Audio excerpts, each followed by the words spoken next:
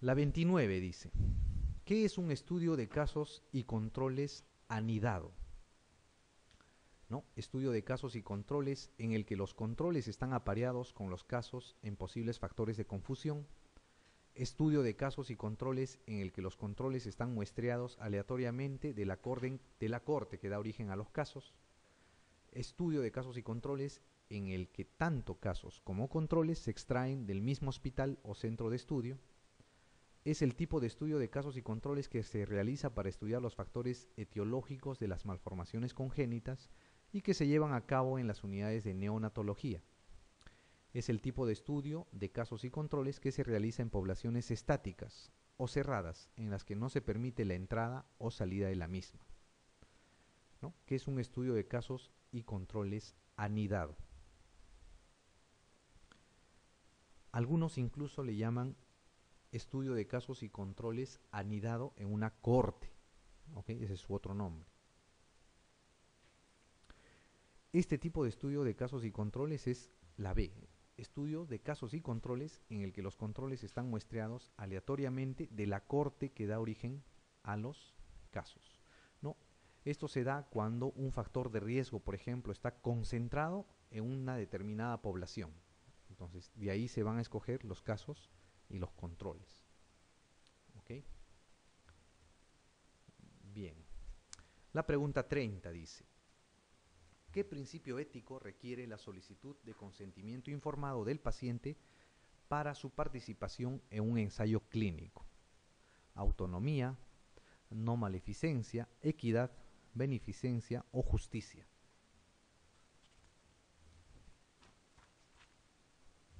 Cuando ustedes hacen firmar el consentimiento informado, sea para un ensayo clínico, sea para una cirugía, sea para un procedimiento invasivo, ¿no? ¿Qué principio ético están priorizando ahí? Cuando el paciente es el que autoriza estar sometido a un ensayo clínico, a una operación, a una intervención quirúrgica, a un procedimiento, a ese principio ético es la autonomía, ¿ok?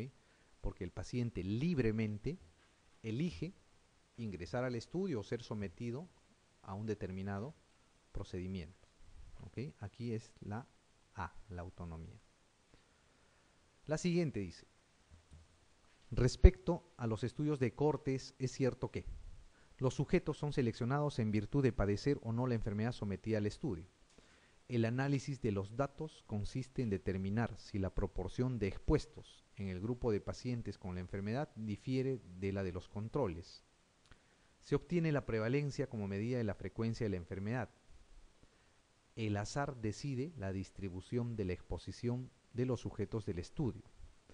Pueden ser retrospectivos. No pueden ser retrospectivos. ¿Cuál es la respuesta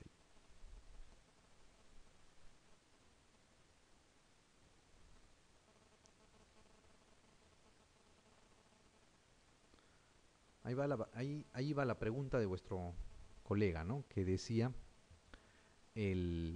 si los...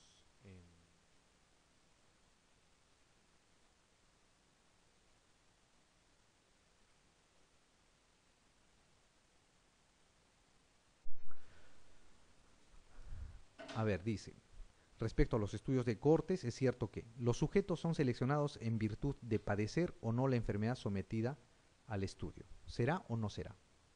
No, ¿no es cierto?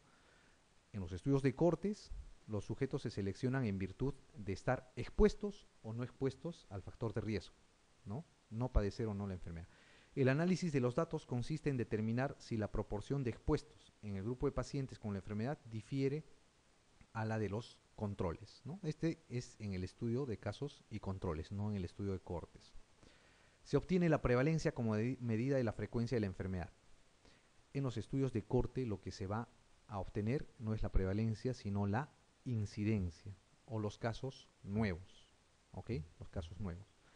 El azar decide la distribución de la exposición en los sujetos de estudio. En los estudios de cohorte no es el azar, ¿no? Ustedes tienen que distribuir a los sujetos de acuerdo a si están expuestos o no están expuestos y hacerles el seguimiento. ¿Pueden ser retrospectivos? Sí pueden ser retrospectivos los estudios de cortes para ver la exposición al factor de riesgo y posteriormente se les empieza a hacer el seguimiento en el futuro, ¿no? Hacia adelante. Entonces aquí la respuesta es la E. Ok. La 32 dice, ¿cómo se denomina al ensayo clínico en el que los pacientes, los investigadores y los profesionales sanitarios implicados en la atención de los pacientes desconocen el tratamiento asignado? Enmascarado, triple ciego, abierto, simple ciego o doble ciego. ¿No? Es un ensayo clínico en el que nadie sabe el tratamiento asignado, ¿no? Ni los pacientes, ni los investigadores, ni los profesionales que administran el tratamiento. ¿Cómo se llama ese estudio? Simple ciego es cuando el sujeto, el investigado, no sabe, ¿no?, qué tipo de tratamiento le están dando. Doble ciego es cuando el investigado o el sujeto y además el que administra el tratamiento no sabe qué tipo de tratamiento es el que está dando. Y triple ciego es cuando el sujeto, el que administra el tratamiento y el investigador no sabe el tratamiento asignado, ¿no? Aquí la respuesta es la B, ¿no? No se olviden, entonces, existen ensayos clínicos que son del simple, del doble y del triple ciego. Muy bien. La 33 dice, los ensayos clínicos de fase 2, señale la respuesta verdadera. Se suelen realizar en grupos de pacientes no muy numerosos. Regulatoriamente son estudios observacionales. Su objetivo principal es confirmar la efectividad de un medicamento en una patología concreta. Su objetivo principal es evaluar la seguridad y tolerabilidad de un medicamento y constituyen la evidencia fundamental del beneficio-riesgo del medicamento, ¿no? ¿Cuál es la respuesta cierta?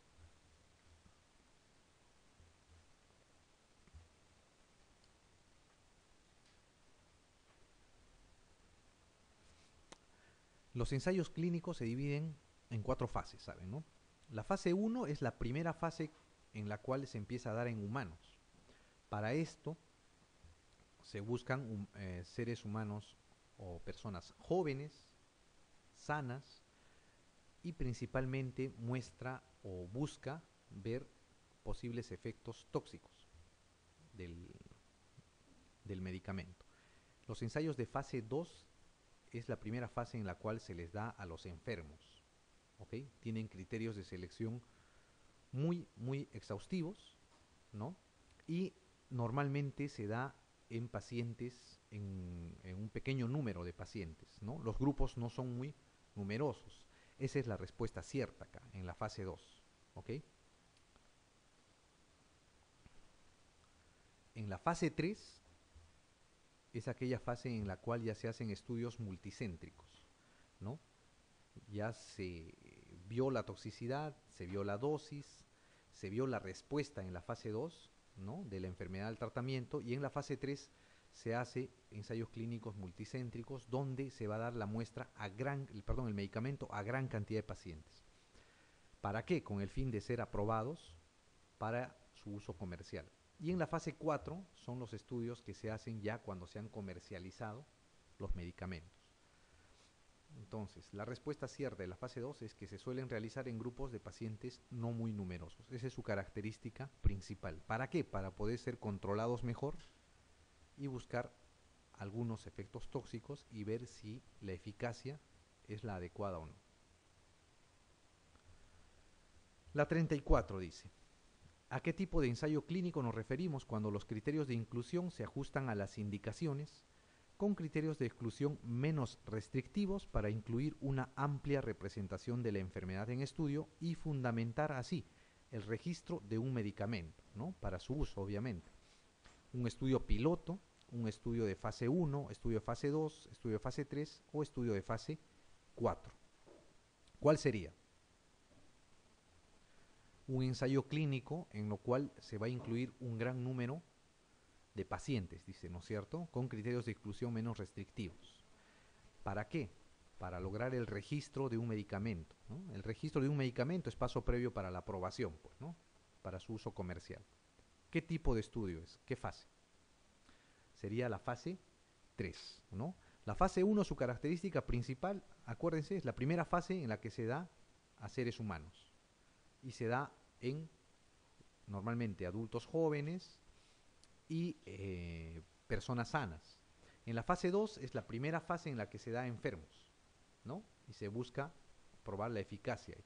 En la fase 3 es la fase en la que se da en ensayos multicéntricos, con gran cantidad de pacientes. Y los estudios de fase 4 ya es cuando se ha comercializado, pues, ¿no? Acá entonces la respuesta son estudios de fase 3. Muy bien, la siguiente dice, ¿en qué tipo de evaluación económica tanto los costes como los resultados en salud se van a medir en unidades monetarias? Análisis coste-beneficio, coste-efectividad, coste-utilidad, análisis de minimización de costes o análisis de impacto presupuestario. Habíamos visto que habían 3 tipos de evaluaciones económicas, ¿no es cierto? Coste-beneficio, coste-efectividad y coste-utilidad. ¿En cuál de ellos se mide dinero versus dinero? ¿Cuál era? Coste-beneficio, pues, ¿no es cierto? Coste-beneficio. Coste-efectividad es dinero versus resultados. Y coste-utilidad, dinero versus calidad de vida. ¿Ok? Calidad de vida. Muy bien. La pregunta 36 dice, ¿cómo clasificaría los costes de los análisis de sangre y de las pruebas complementarias efectuadas a un paciente para el tratamiento de su enfermedad? Costes indirectos sanitarios, costes intangibles, costes directos sanitarios, costes no sanitarios indirectos o costes estructurales sanitarios. ¿Qué cosa sería? ¿No? Cuando se hace la evaluación económica, ¿no es cierto?, de costo-beneficio, efectividad, coste-utilidad, etc., en los costos se ven esto, costos directos, costos indirectos, ¿no? Es la clasificación que se hace. ¿Qué serían los costes de los análisis de sangre y las pruebas complementarias efectuadas a un paciente? Costes indirectos sanitarios, costes intangibles, directos sanitarios, costes no sanitarios indirectos o costes estructurales sanitarios. ¿Qué creen? Serían costes directos, pues, ¿no? Costes directos, caray. Costes directos sanitarios. Todos los gastos que se hagan en el tratamiento, recuperación y rehabilitación de la enfermedad son costos o costes directos sanitarios. Ok. Los costes indirectos son aquellos costos que se da, por ejemplo, por descansos médicos, ¿okay?, la falta al trabajo, ¿no es cierto?, por pérdida de la producción económica del sujeto que queda discapacitado, queda inválido después de una enfermedad, o los costos que va a implicar el hacer, digamos, el que esa persona se reincorpore a la sociedad para hacer de manera productiva su labor, usualmente la que hacía, o si va a ser reubicado en otra labor, ¿no? Esos costos son los costos indirectos. Muy bien, la 37 dice, si aplicamos una prueba de laboratorio para el diagnóstico de una determinada enfermedad, que es 2 veces más frecuente en hombres que en mujeres, ¿cuál de los siguientes parámetros será más elevado en la población femenina que en la masculina? La prevalencia de la enfermedad, la sensibilidad de la prueba, la especificidad de la prueba, el valor predictivo positivo de la prueba o el valor predictivo negativo de la prueba. Dice, si aplicamos una prueba de laboratorio para el diagnóstico de una determinada enfermedad que es 2 veces más frecuente en hombres que en mujeres, ¿no? Ese dato es importante. Es más frecuente en hombres que en mujeres. ¿Cuál de los siguientes parámetros será más elevado en la población femenina que en la masculina? ¿No? Recuerden que es más frecuente en hombres. Y les preguntan cuál de los parámetros será más elevado en la población femenina. ¿La prevalencia de la enfermedad será? No, ¿no es cierto? La prevalencia es más en los varones. La sensibilidad de la prueba, la especificidad de la prueba. Recuerden, la sensibilidad y la especificidad no dependen mayormente de la presencia o ausencia de la enfermedad, ¿no? Porque la sensibilidad se da en los enfermos y la especificidad en los no enfermos, ¿no? Dependen la sensibilidad y la especificidad de la potencia del test, ¿no es cierto?, que se está investigando. Tenemos el valor predictivo positivo de la prueba o el valor predictivo negativo de la prueba. ¿Ok? ¿Cuál es el que estará aumentado? ¿No? ¿Cuál de los siguientes parámetros será más elevado en la población femenina que en la masculina? Es más frecuente en hombres, por ende la prevalencia en mujeres es menor, ¿no es cierto? La prevalencia en mujeres es menor. Ese es el dato que tienen que tomar en cuenta. Si la prevalencia en las mujeres es menor, ¿cuál es el que será elevado? ¿El valor predictivo positivo o el valor predictivo negativo de la prueba? El valor predictivo negativo, ¿no es cierto? El valor predictivo negativo. Recuerden, si hay menos prevalencia, el valor predictivo negativo aumenta. Si hay mayor prevalencia, el valor predictivo positivo es el que va a aumentar, ¿no? Esa relación es la que deben recordar. Muy bien, la 38 dice: la prueba diagnóstica que se aplica para el cribado de una enfermedad requiere de las siguientes características, excepto alta prevalencia de la enfermedad, alta especificidad de la prueba, alta sensibilidad de la prueba, existencia de recursos de diagnóstico y tratamiento de los sujetos positivos en la prueba, aceptable para la población, ¿no? ¿Cuál sería? La prueba diagnóstica que se aplica para el cribado de una enfermedad, para el screening, ¿no es cierto? Requiere de las siguientes características, excepto, dice. Alta prevalencia de la enfermedad. ¿Será o no? ¿Harían screening a una enfermedad que tiene alta prevalencia? Sí, ¿no es cierto? Sí. Debe ser aceptable para la población, ¿no? El test que están haciendo. También, si no, no se van a hacer screening, ¿no? Por ejemplo, si es una prueba muy dolorosa, muy complicada, obviamente no va a servir para hacer screening, para hacer cribado. Existencia de recursos de diagnóstico y tratamiento de los sujetos positivos a la prueba, ¿no? Si ustedes van a hacer screening, significa que están buscando identificar a los enfermos. ¿Para qué? Para hacer el diagnóstico y tratamiento posterior, ¿no es cierto? Les queda la alta especificidad de la prueba o la alta sensibilidad de la prueba. ¿Cuál es la característica principal de una prueba diagnóstica para usarla como screening o cribado? Exacto, que sea muy sensible, ¿no es cierto? Alta sensibilidad, muy bien. Ay, perdón, excepto. Alta especificidad, error. Gracias. Muy bien, la 39 dice: en un contraste de hipótesis estadístico, si la hipótesis nula fuera cierta y se rechazara, ¿cuál de las respuestas es correcta? Se comete un error de tipo 2, se toma una decisión correcta, la potencia aumenta, se comete un error de tipo 1 o indica un tamaño muestral excesivo. No, en un contraste de hipótesis estadístico, si la hipótesis nula fuera cierta y se rechazara, dice. ¿Qué tipo de error están cometiendo? Ya, recuerden, hay dos tipos de errores, ¿no es cierto? Tipo 1 y tipo 2. Ok. Para resumir y para que ustedes no se olviden, tienen que saber que uno es un falso positivo y el otro es un falso negativo. ¿Ok? Cuando ustedes tienen una hipótesis nula cierta y la rechazan, ¿qué cosa estarían encontrando ahí? ¿Un falso positivo o un falso negativo? Un falso positivo, ¿no es cierto? Por ejemplo, un ejemplo sería: el paciente tiene SIDA. Esa es vuestra hipótesis. La hipótesis nula sería: el paciente no tiene SIDA, ¿no es cierto?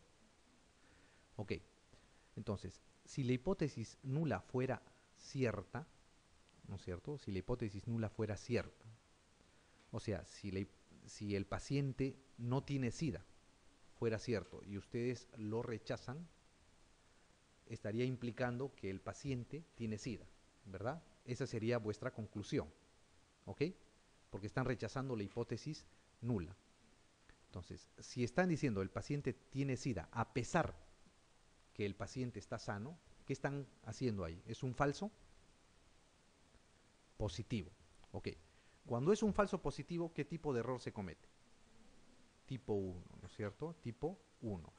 Y si es un falso negativo, se comete el error de tipo 2. ¿Ok?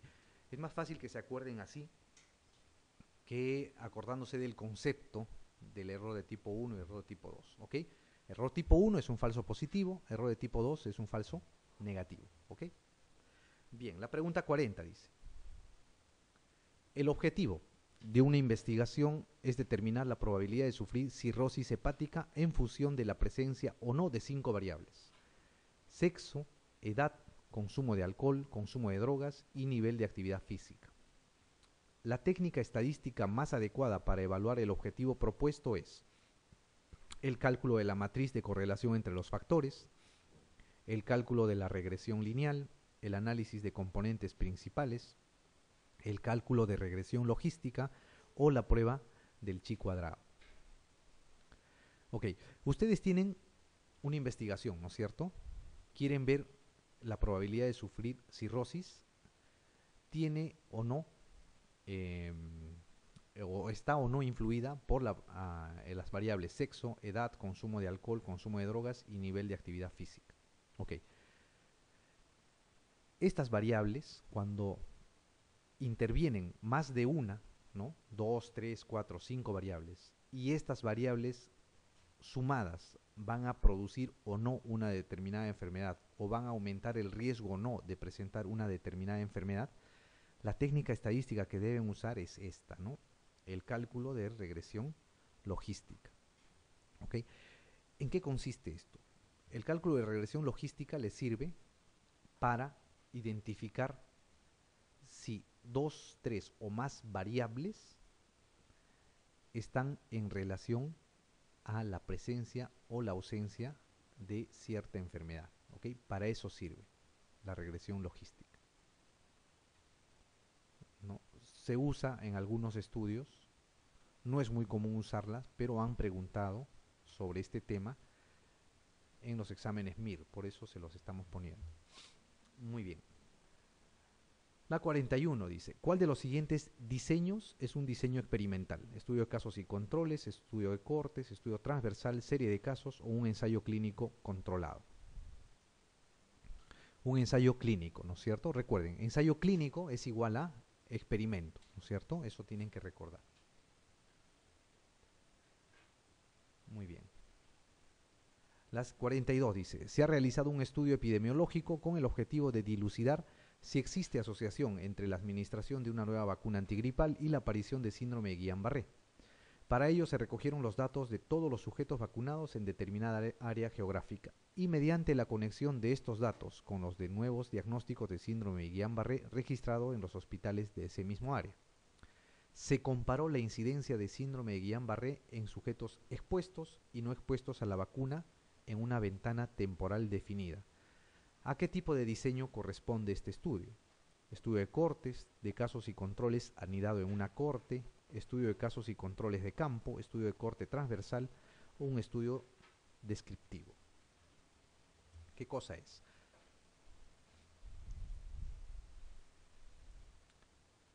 Muy bien. Se han recogido datos de todos los sujetos, dice, vacunados en determinada área geográfica. ¿Ok? Y mediante la conexión de estos datos con los de nuevos diagnósticos de síndrome de Guillain-Barré registrado en los hospitales de ese mismo área, se comparó la incidencia de síndrome de Guillain-Barré en sujetos expuestos y no expuestos a la vacuna. O sea, la vacuna antigripal resultó siendo, en este caso, para este estudio, el factor de riesgo para hacer Guillain-Barré, ¿no es cierto? Entonces, ¿qué cosa han hecho?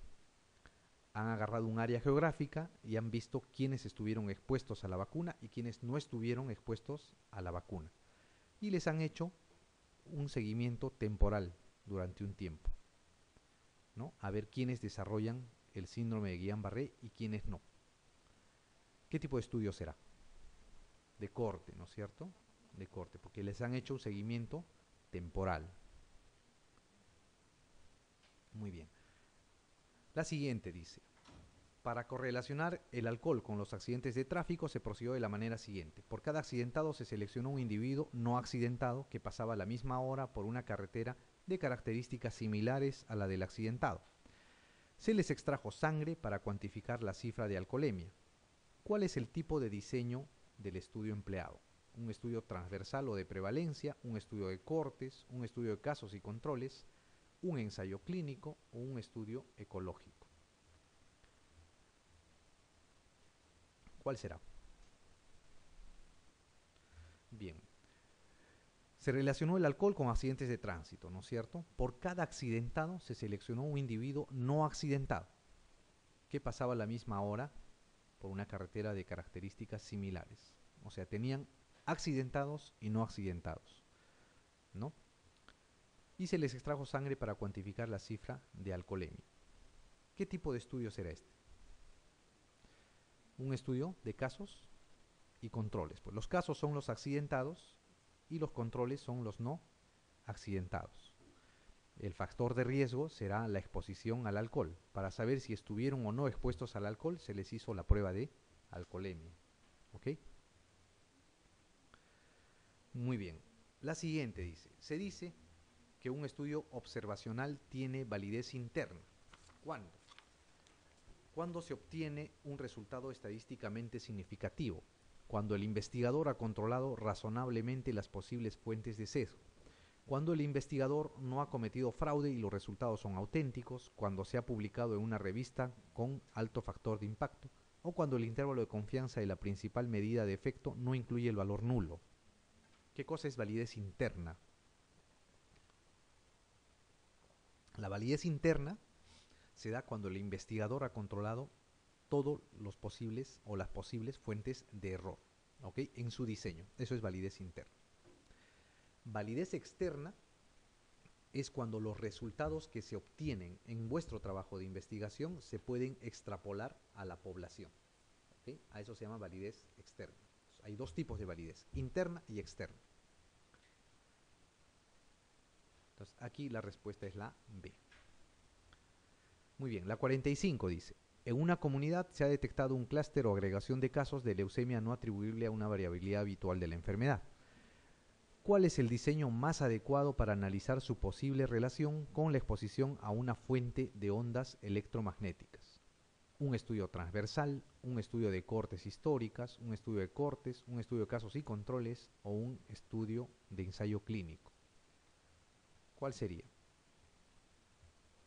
Han detectado que en una comunidad se han elevado los casos de leucemia, ¿no es cierto?, por encima de lo habitual.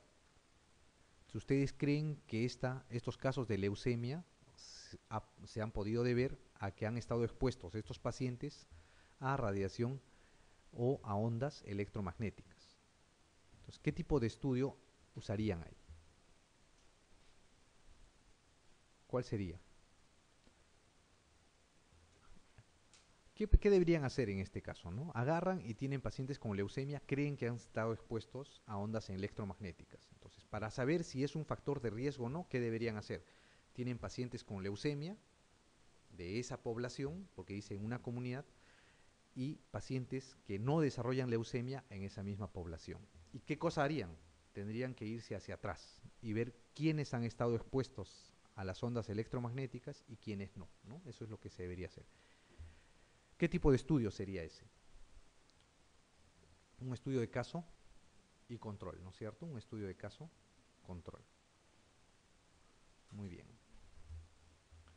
La siguiente dice: la 46. Va a realizar un ensayo clínico aleatorizado para comparar la eficacia de dos tratamientos para dejar de fumar. Como cree que el sexo puede influir en el resultado, le gustaría asegurar que la proporción de hombres y mujeres es similar en los dos grupos de tratamiento. ¿Qué tipo de aleatorización utilizaría? Aleatorización por bloques, aleatorización estratificada. No es necesaria la aleatorización si aseguramos el correcto enmascaramiento del tratamiento, aleatorización por centros o aleatorización simple. ¿Cuál usaríamos? ¿La simple usarán? No, la simple solamente les da la posibilidad de que cada sujeto tenga la posibilidad de ingresar al estudio, nada más, ¿no es cierto? A ustedes lo que están buscando es que la proporción de hombres y mujeres en ambos grupos de tratamiento sea similar. ¿Por qué? Porque creen que el sexo puede influir en el resultado, ¿no es cierto? Cuando ustedes tienen una característica que quieren que se distribuya de igual forma en uno y otro grupo de tratamiento, tienen que hacer una aleatorización estratificada, ¿ok? Estratificada.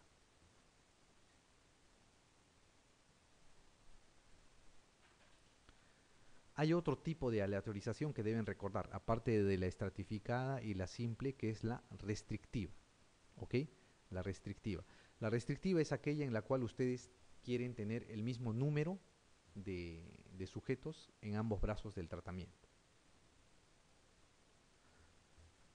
Muy bien, la 47 dice, un ensayo clínico abierto significa que no requiere ingreso, que puede incluirse sujetos en el ensayo, que no existe grupo control, que es no enmascarado o que sus resultados son extrapolables a la población general. ¿Qué será? Un ensayo clínico abierto. Es un ensayo clínico no enmascarado, ¿ya? A eso se llama ensayos clínicos abiertos.